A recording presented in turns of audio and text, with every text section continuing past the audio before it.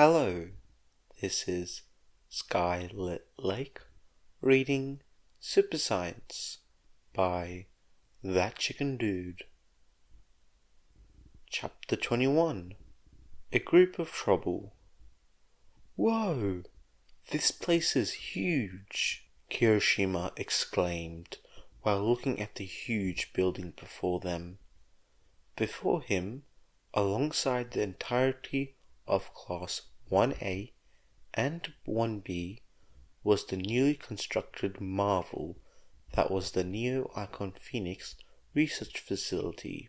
Tall white walls made of stone, windows so large they became a wall, decorative plants, two above-ground streams that had inner connections with one another, two large man-made ponds that house a plethora of koi fish that shimmered as they swam in the light, and a sign on the overhead archway that led into the front of the building with a massive doorway. On the sign was the facility's name and its mascot, a dodo bird. Apart from the two classes and their respective homerooms, chaperoning them was President Mike and the principal of UA himself, Nezu.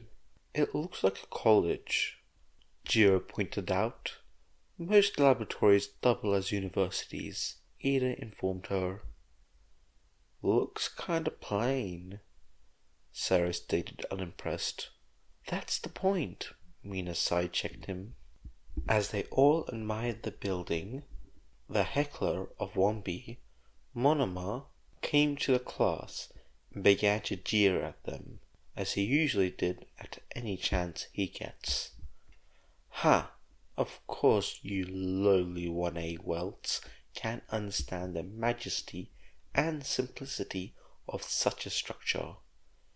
If you need a dictionary to expand your minuscule minds, I'll be happy to. He began to vex until their class president, Kendo, came up from behind and karate chopped him on the back of the neck, causing him to black out. Shut up, Monoma, Kendo scolded him while slinging him over her shoulder and walking away with him, as she said, We're no better. Pony just started crying and asked if this place was Auschwitz, whatever that is. Monoma tried to squeak out something, but couldn't through his half-conscious state. As 1A watched this unfold, Urako, who just got off the bus, said something that caught all their interest. I know this place. My parents' construction business built it, she stated nonchalantly. Before anyone could inquire, Principal Nezu grabbed their attention. All right, settle down, he called out, making everyone go quiet as he instructed. Now, I want you all to be respectful and well-behaved. Professor Cristallo has been gracious enough to allow access to his building, so you are to listen to him and his staff as if they were teachers of UA. Yes, sir. Principal Nezu, Momo called out while raising her hand. Why are we all made to sign waivers before coming here? And why wear these wristbands? While pointing to the metallic devices on each hand. Professor Cristallo does a lot of top-secret work that the public is not supposed to know about. So, what you see here today, you are not allowed to speak a word of it until they have gone public. As for the wristbands, they act as trackers in case any of you get lost while wandering the building, Nezu explained. That's also why we confiscated your phones for the time being, Vlad King told them as he and Eraserhead held small bags filled with the teens' phones. Mina blew a raspberry, and, with a wave of her hand, stated nonchalantly, Oh, come on, Sensei. Don't you think you might be overreacting a little bit? We're not children. All the adults stared at the pink girl with half-lit expressions of exasperations. All apart from Nezu, who was smiling with his hands together as he told her, "Miss Hashiro, the day you got into UA, you made over 37 posts about the school with varying pictures in one day." "It was 38, she argued back in a pout. "My point still stands," Nezu declared. "I do understand how the veil must be kept, but what is it that the darkness is truly shrouding? It's not like the public is smart enough to understand half the fancy science stuff that goes on here," Tokiyami interjected with logic. How about I show you? A voice called out as all heads turned to the front of the building, where they saw Egon riding on the tusks of Gameth as she trumpeted loudly. "Welcome, students of UA, to the Neo-Icon Phoenix Research Facility." Egon welcomed the students as Mammoth carefully walked down the steps and lowered the man. "NIP? Nip? You call this place Nip?" Kaminari stated aloud. Egon looks at the teen with an expression mixed with disbelief and flabbergasted. Mixed between disbelief and flabbergast, as he replies bluntly, "I stroll in on an extinct animal and that's what you take away from this?" "Holy shit, it's a woolly mammoth!" shouted someone from the large crowd. Egon snapped his fingers and exclaimed, "That's the reaction I was looking for, and yes, she is." "Now I understand the waiver," Momo says to a friend as they nod without taking their eyes off the mammoth. Egon pets the huge animal's trunk as he rumbles with happiness and says, "This here is Gameth, one of our first experiments, and no, I will not tell you how we did it. I don't know if I feel comfortable being in a place like this, seeing as they have no respect for life and try playing God, especially by creating that." Ibara stated aloud with displeasure. "Well, it's bound to happen eventually, little missy. We're just the first to do so, and if you don't want to be here, you don't have to be. No one's forcing you," Egon offers.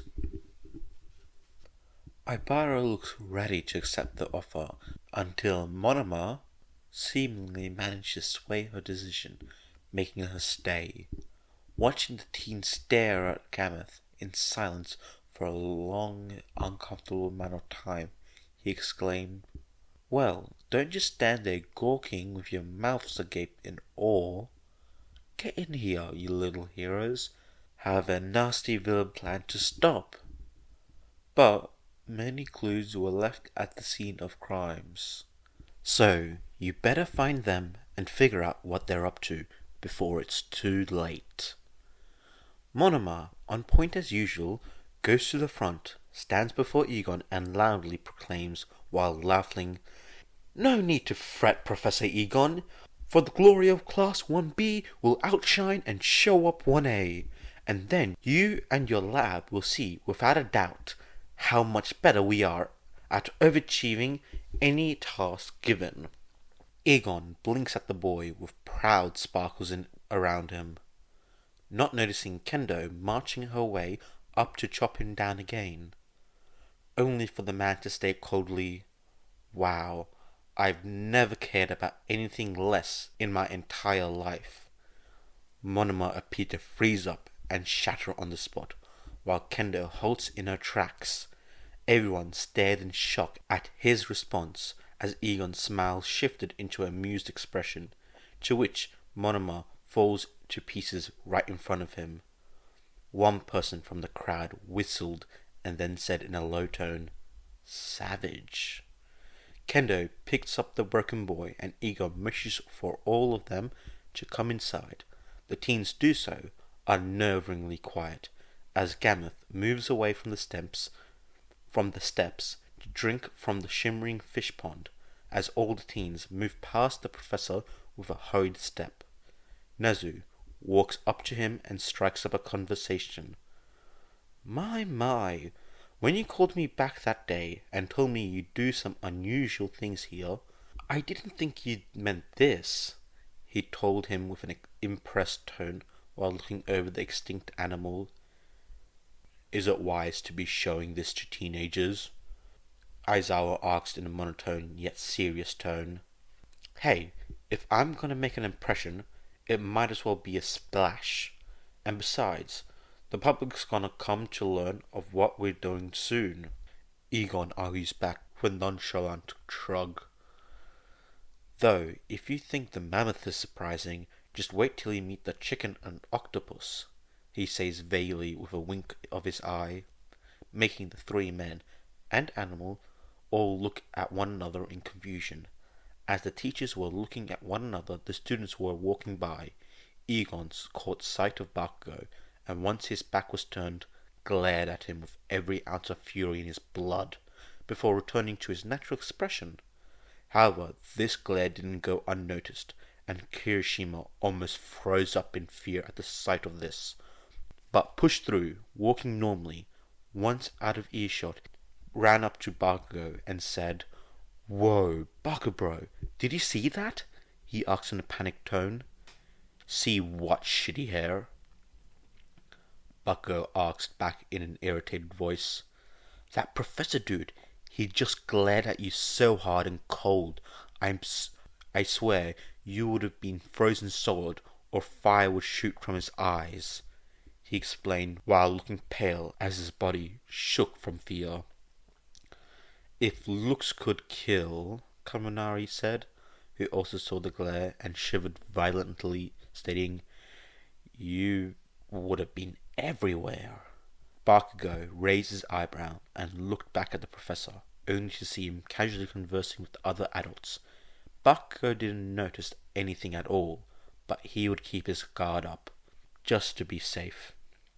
From there, the teens were led inside to a massive building that looked like something straight out of the movies. Long hallways with automatic doors revealed rooms with bubbling chemicals, blinking lights, sparkling machines, groves of plants and animal subjects, and so much more. The main entrance was the most interesting due to its size and large fish tank that held several dozen species, including some smaller sharks.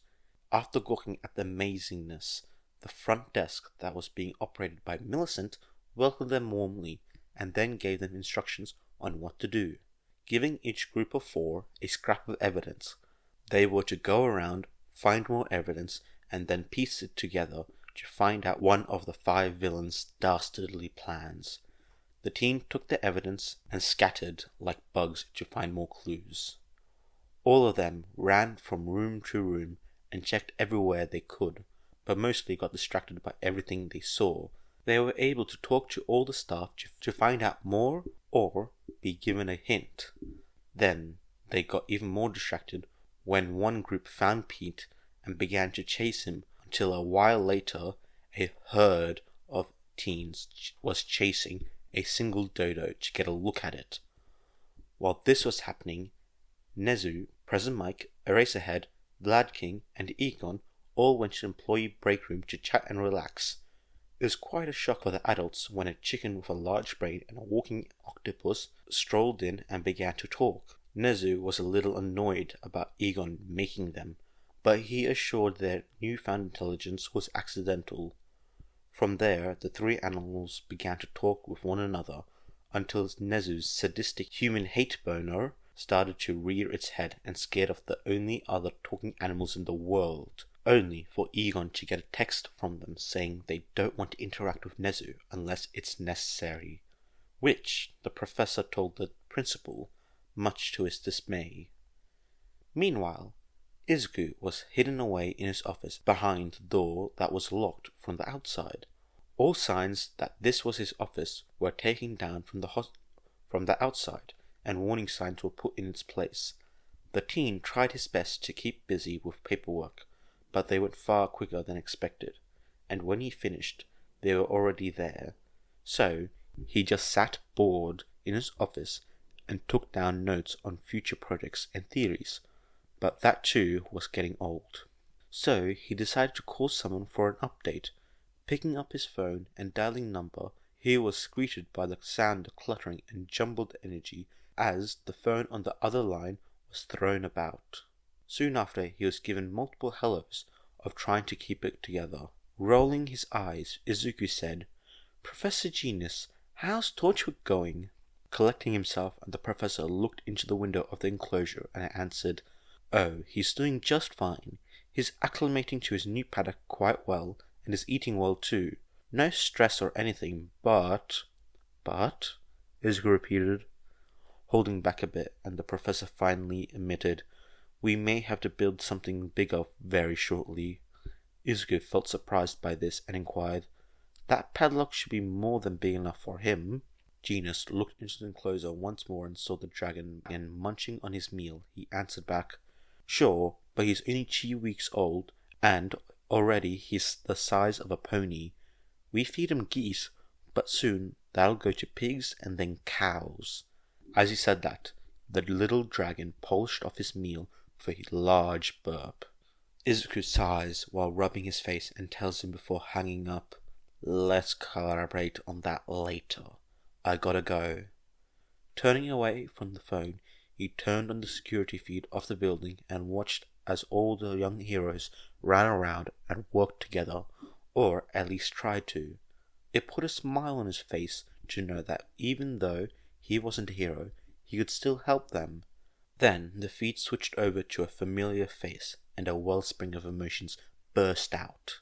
Quickly turning the computer off, he spun around in his chair and placed his hand over his face. Breathing deeply several times, he attempted to calm himself down. After a bit, he finally got to the point where he could speak and talk to himself. "Calm down, Izuku, calm down. It's just for one day, one. He doesn't know you're here. It'll be fine. The door is locked. No one is allowed in. Nothing will happen. Nothing will happen." He tried to assure himself, but failed. Then he nearly jumped out of his skin when he heard the sound of someone trying to enter. He stayed quiet, waited for them to leave. From his end, he could hear what was happening on the other side. "Hey, this door is locked," Mina stated as she tried to get the automatic door to open. Bakugo pushed past her, attempted to open it, but failed. Open it, failed, and began to bang on it while yelling, "Hey, open up!" On top of the door, the PA speaker blared to life, and the voice of Hatsume called to tell them, "Sorry kid, no can do." "Why the fuck not?" Bakugo shouted at the box while everyone else was looking around to try to find the voice. "There's a lot of dangerous chemicals in there, highly explosive chemicals," Hatsume explained. "And?" Bakugo argued back. Already tired of this, he sighs and affirms, "Do I have to spell it out for you? Look, it's off limits to everyone, okay? Several rooms are in fact off limits to several of you with problematic quirks." "Problematic?" Bakugo shouted back, looking ready to find a speaker. Rolling his eyes on the other end, Hatsume tells them in no uncertain terms, "We didn't leave any clues in these rooms, so go look elsewhere." When he heard them leave, Izuku let out a breath he had been holding in. After relaxing in his chair, his stomach complained loudly. After rubbing it, he sighed and looked at the time. It was only a little past noon. "Man, am I hungry.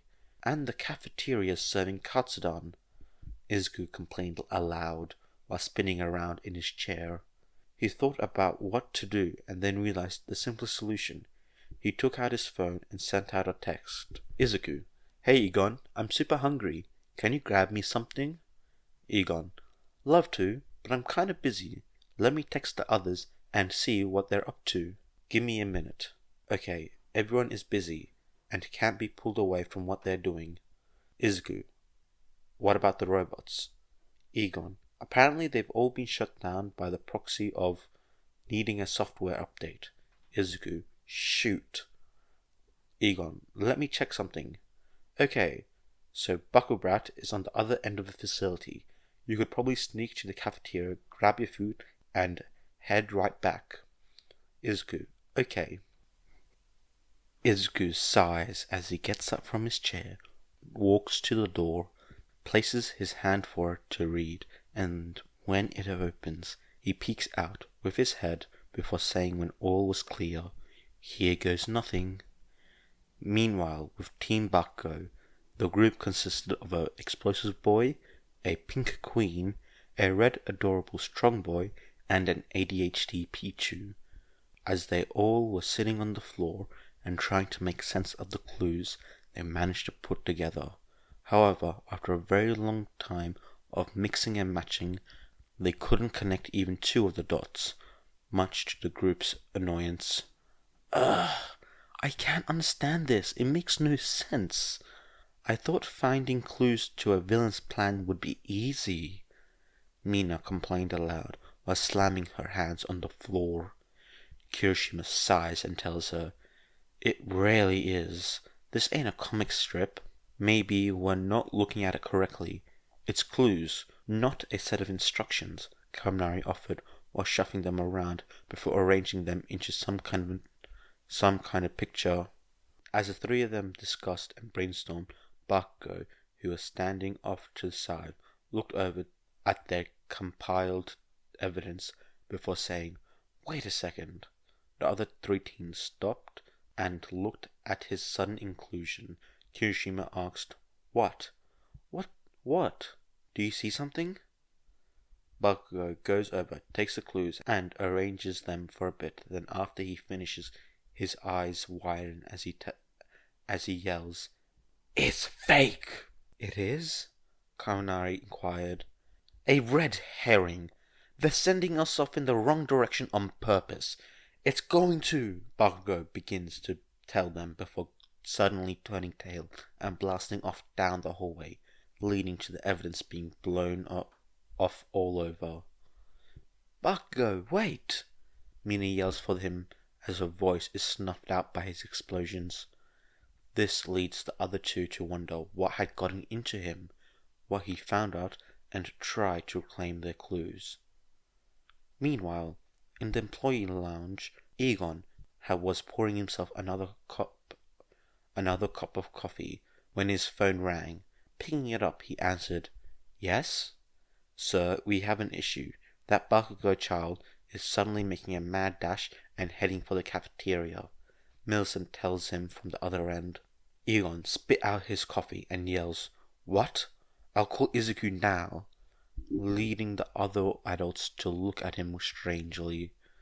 Meanwhile, standing in the cafeteria with a piping hot bowl of his favorite dish in his hand, taking a moment to admire the smell, he holds the food over his nose and breathes deeply. "Ah, sweet, sweet Katsudon, come to me," he says dreamily while breathing out. Taking a pair of chopsticks, he says, "Just one bite before I go." Just before he could bring the tender pork to his mouth, his phone rings and breaks him out of his trance. He sighs and picks up the phone while answering. "Hey, Professor." "Izuku, where are you?" Egon says in a hurried voice. A bit confused by his tone, Izuku replied, "In the cafeteria." "Get out of there now!" Freaked out now, Izuku freezes up from his raised tone and questions back in fear, "What? Why?" However, his question is soon answered when Bakugo comes barreling through the cafeteria door while saying to himself, "I can cut through here and..." Bakugo freezes up at seeing Izuku, and so does the boy. The two of them stood there and stared at one another for a long while in heavy silence, neither making a move nor speaking. Both were unsure if what they saw were real. "Izuku, Izuku!" Egon begins to call him, hearing no reply, until he finally figured it out and asked, "He's there right now, isn't he?" The only thing Izuku could do was make a yes sound through the phone. Deku? Eon stated in an unusually calm and confused tone. Kachan? Izuku says back, not knowing what to say or do. Then Bakugo tightened his fists. As his face grows red, a tack mark bulges on his head, and his face twists into a scowl. Then, with a primal roar, he shouts, Deku! Without hesitation or any thought, Izuku takes his bowl of katsudan, chucks it right at him, landing a direct hit, only to watch as the bowl of food falls off his face and leaves behind his contents, thus leading to an even angrier Bakugo to be left stewing where he stood. Izuku gulped and whispers, Uh-oh. Bakugo roars like an animal, and Izuku takes off with him in hot pursuit. Normally, Bakugo would easily catch up to him, but two factors were at play, slowing him down enough for Izuku to keep ahead. First, they were in an enclosed space, making it hard to control the direction of his explosive without the force of it kicking him back into a wall. And second, Izuku knew this place. It was his place, so he knew what place looked like a continuation and what was a dead end, and what spots had a turn you wouldn't see right away. As Izuku ran for his life, he heard Egon calling out to him, Izuku, what's going on? Egon practically yelled before hearing the explosions. He's after me! Izuku yelled back, already out of breath. What? Get to your office! Egon commands him, and he heard before the line goes dead. Deku! Stop running! As the heroes were wondering what had gotten into Egon, all of a sudden he turned on his heels and made a mad dash for the door. Though, in the process, he ended up barreling straight through Vlad King, causing him to fall and break one of the break room tables, and accidentally stepping on top of Nezu as he raced out of the door and into the hallways. As he barreled through the groups of young heroes, he quickly typed in his phone and put it up to his ear. A few rings later, Cho answered. Yes, sir? Cho, I need you to activate the fence system. That Baku brat is after Izuku, Egon exclaimed to her. A brief silence, and Cho replied, Shit. What? I'm running a system diagnostics on the whole facility. I can't do anything on my end, Cho told him. Shit. Egon cursed while pocketing his phone and running as hard as he could. He knew he couldn't fight someone with previous practice and now hero training with their quirk, but he would damn well try no matter what the outcome was. He just had to make it to him before he got to Izuku. Then he got a call. Picking it up, he heard ragged breathing before the sound of Izuku's voice. I made it, Izuku panted out breathlessly. Good, now just stay there until we can. Egon tries to tell him with some relief until he heard an explosion. Open this fucking door, you shitty nerd! You got some explaining to do! He heard Bakugo yell aloud, enough for the phone to pick it up.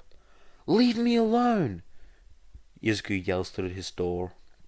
There was a long silence for a while until Bakugo exploded. Don't tell me what to do, you quirkless bastard! With that, 1, 2, and 3 explosions hit the door, causing it to shake and bend inwards.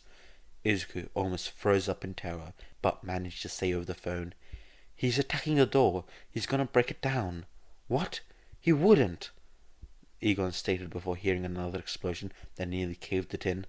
I take it back. Of course he would! Egon exclaimed. What do I do? Izuku asked him in a hurried and frightened voice. Egon thought fast, then told him, Go out the back door and run to padlock number 5.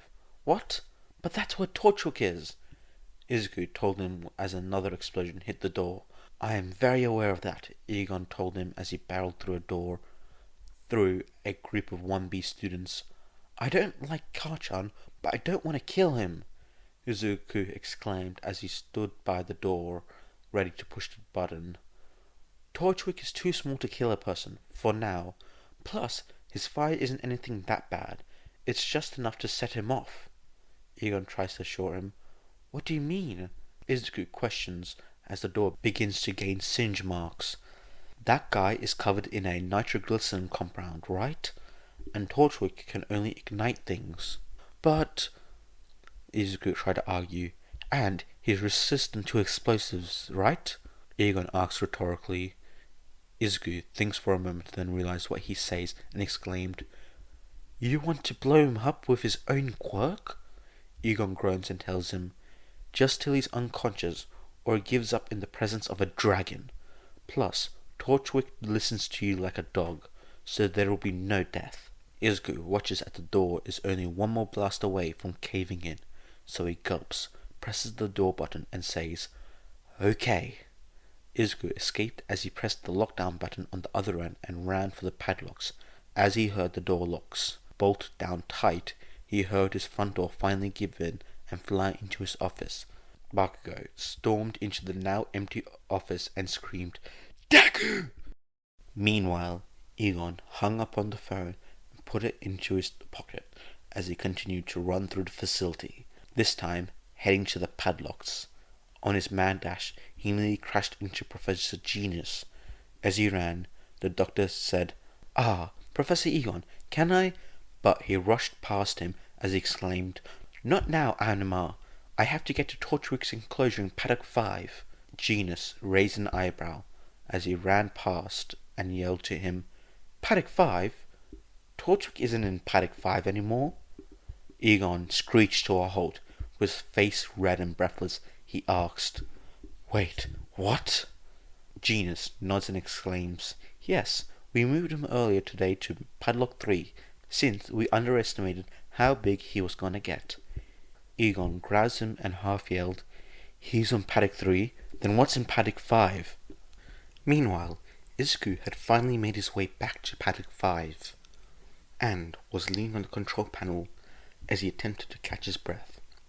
In many ways, he didn't like his more sedimentary lifestyle, since he went from a string bean to the pole it climbed up on. He was even more of a wimp than he was before, and he has to admit it. Once he could breathe enough to speak, he took a moment to look at the huge metal door that held back a potentially world-ending creature if allowed to escape. He sighed, wondering if he could go through with this. Sure, Bakugo was out for blood, and Torchwick was still small, but he didn't want to end his whole career before it started. Did he want to take drastic measures for his safety? Then he heard the sound of Bakugo's explosions and his anger-filled voice, and decided then it was the right idea. Bakugo, who finally caught up, kneeled after exhausting his quirk to catch up. He stood up, a wicked expression of frustration on his face as he growled like an animal. Deku! Finding his nerve for a second as he backed towards the control panel. What do you want, Kachan, and just leave me alone? I said you have some explaining to do, you piece of shit nerd! He yelled at him. Izuku dropped his head and Bakugo smiled at his weakness. Then Izuku brought up his head and half shouted at him, I don't owe you anything! Bakugo furrowed his brow, gritted his teeth, breathed in a ragged breath and yelled out a war cry before racing towards him. Izuku did hesitate when he saw this, and slammed the emergency open button, and the gates opened in seconds. Izuku waited for the young dragon to come barreling out, but stopped for a moment when he found himself feeling cold. Just before he could question this, Bakugo was upon him and had jumped into the air to come down on him. Izuku almost freaked out, but the attacking blonde was swept away by a pair of tusks that slammed him into the heart. that slammed into him so hard he fell to the opposite wall. Izuku was confused, since he didn't want to see what hit him first. Then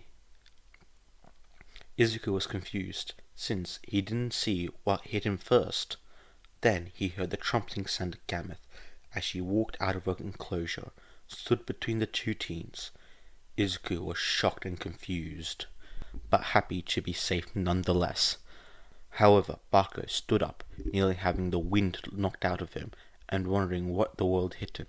But before he could see it, he was hit once again, and by that, Gameth grabbed him by the leg and slammed him onto the ground a few times before throwing his unconscious form. Gameth looked ready to finish him off as he charged at him, but Izuku jumped in front of her. "No, Gameth, no! Stop!" he commanded the animal with her arm raised out, making the creature stop its attack. Once she was fully stopped, Izuku breathed a sigh of relief and relaxed. Gameth placed her trunk all over his face to make sure he was unharmed. He stroked her trunk, looked at the unconscious boy while grimacing. Hi guys, hope you enjoyed this video. We're officially past chapter 20. We've also started the UA part of the story. Quite fun. I like the characters a lot and how they interact. Especially the nickname for Kaminari, ADHD Pichu. Most people say Pikachu, but Pichu is a unique one. I hope you enjoyed, and I'll see you guys later. Bye!